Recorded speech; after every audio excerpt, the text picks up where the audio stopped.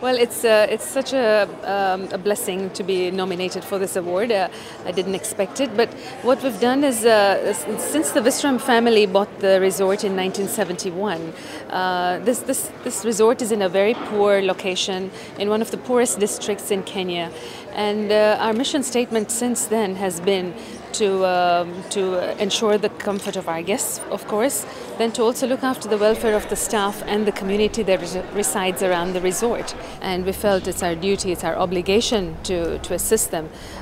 In fact, there's a lovely quote, I forget who it's by, but I will just quote it, and it says, "Charity is the rent you pay for leading a good life."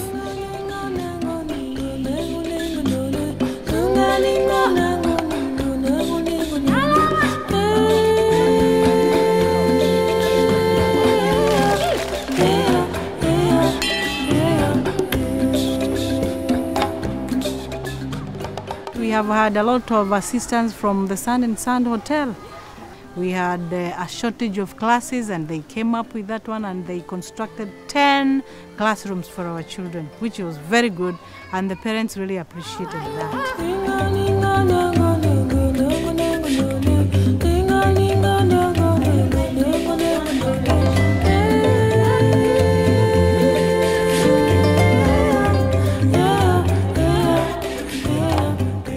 Since we acquired the resort in 1971, there's been informal donations to the school.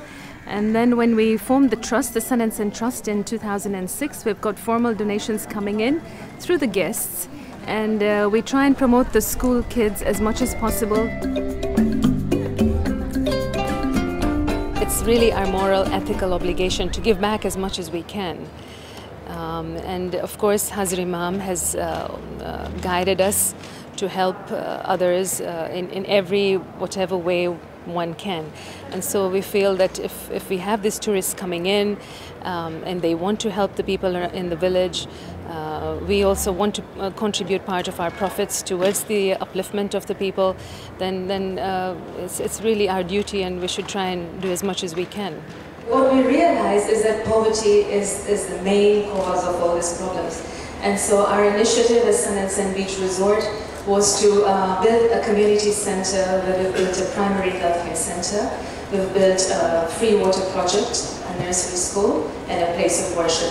That's our contribution to the community, which we think is about 20,000 people.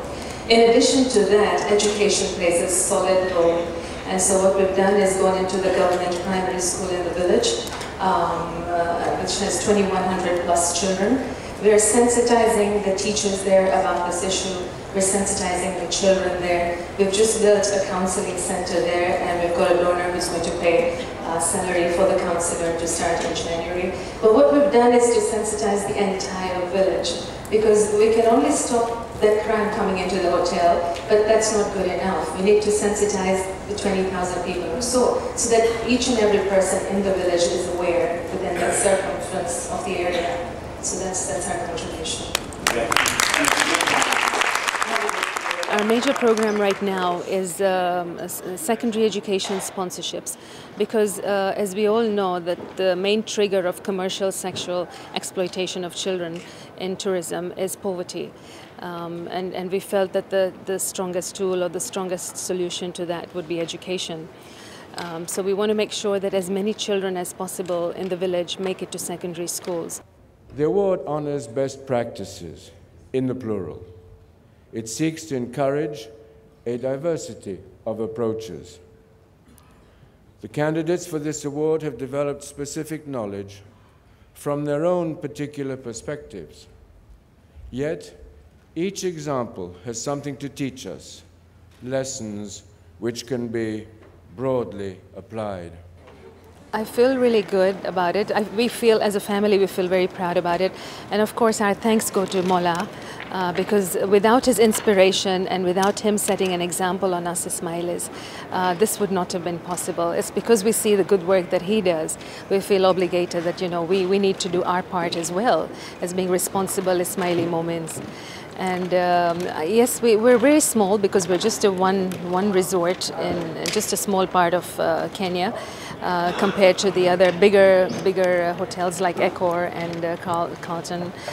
But nonetheless, I think everybody needs to do their part wherever they live, whatever area you're in. If you can just take care of your immediate surrounding, your immediate neighbors, that's good enough. It doesn't have to be big, but it has to be impactful.